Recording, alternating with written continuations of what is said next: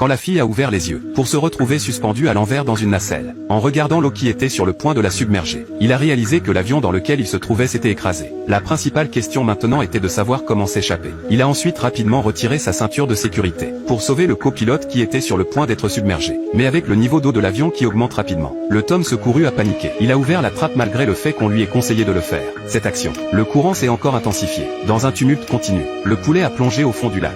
En regardant le capitaine qui était coincé, Jenny ne pouvait rien faire d'autre que l'abandonner, se précipitant à la surface du lac.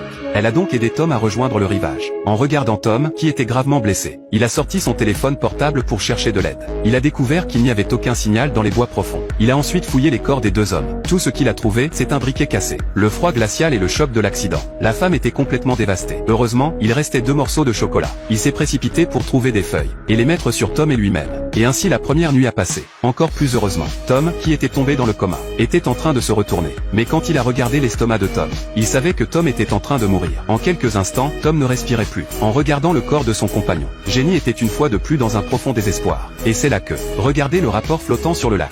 Le courage de Jenny a été renouvelé. Il avait encore un bébé. Il devait essayer de survivre. Puis il a trouvé un morceau de bois flotté. Après avoir nagé jusqu'au centre du lac, il a réussi à trouver l'avion qui s'est écrasé. Il a récupéré 2 sacs à dos dans la cabine. Mais juste quand il est remonté à la surface, il a trouvé un spectacle effrayant. Non loin de la côte, un ours brun le fixait. D'un côté, il y avait l'eau froide et mordante du lac, et une bête affamée de l'autre. Alors que devait-il faire? Au moment où la femme sort de l'eau, quand elle voit un grand ours brun sur la rive, en la grognant, effrayée, la fille se retourne en vitesse. Ses jambes continuent de claquer contre la surface du lac.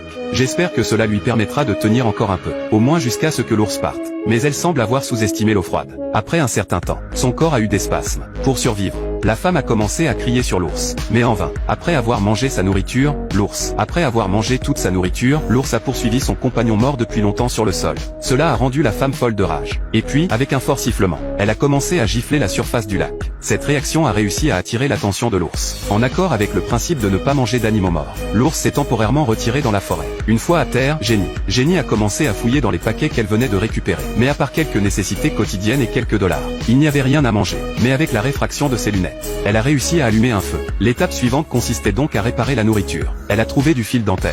Et j'ai fabriqué un hameçon simple à partir d'un bâton de bois. Mais après une longue attente, il était clair qu'elle avait échoué. Puis, elle a erré dans les bois à la recherche de fruits sauvages pour nourrir sa faim. Mais le jour suivant, avec une douleur aiguë dans l'estomac, elle savait que le fruit qu'elle avait mangé était toxique. À ce stade, en regardant les crottes d'ours bruns sur le sol, elle a remarqué que le résidu non digéré à l'intérieur, il semblait ressembler à un autre type de fruit sauvage. Celui-ci n'était sûrement pas toxique. Avec l'estomac plein et l'estomac plein, Jenny décide d'essayer de sortir de la montagne. Elle a marqué le chemin sur lequel elle marchait. Après un long moment, elle a finalement vu des traces de pas humains. Mais juste à ce moment-là, un sifflement est apparu. Effrayée, elle s'est précipitée vers l'arbre.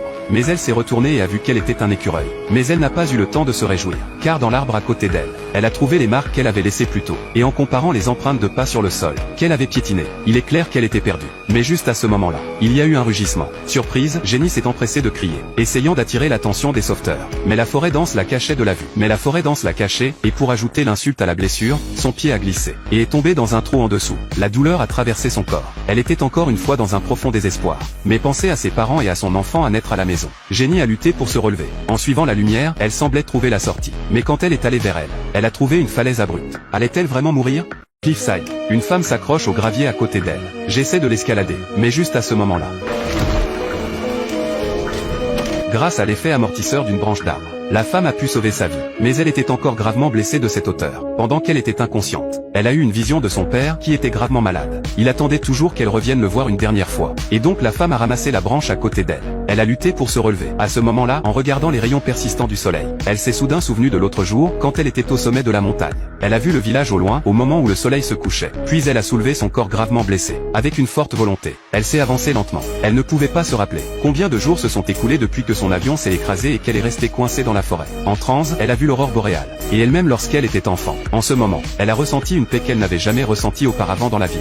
Le jour suivant, Jenny s'est réveillée et a encore une fois traîné ses pas lourds, lentement vers l'avant. Et puis, le bruit soudain d'un moteur a attiré son attention. Mais quand elle s'est précipitée vers elle, Elle a découvert que c'était le bruit d'un ruisseau. Désespérée à nouveau, Jenny, allongée sans défense sur le sol, laissait la pluie se déverser sur son corps. Elle savait très bien. Son père, qui était très malade. J'avais hâte qu'elle le revoie. Elle détestait ne pouvoir que rêver. Pour dire un dernier adieu à son père. À cet instant, regardant le ruisseau qui coule à côté d'elle, Jenny savait que c'était peut-être sa dernière chance. Puis elle a pris une photo de sa famille, et avec l'aide d'un bois flotté, et a sauté dans le lac déchaîné, en bas de la rivière. Elle ne savait pas combien de temps cela faisait. L'eau froide avait complètement pénétré son corps. Enfin, quand elle est passée devant un bassin d'eau, le bois flotté est sorti de sa main. En un instant, son corps a été complètement submergé. Heureusement, un villageois l'a trouvé. Cette histoire nous dit, ne faites pas de compromis lorsque vous êtes dans une mauvaise situation. Ce que vous avez choisi de faire, quoi qu'il arrive, vous devez persévérer. Alors vous serez proche du succès.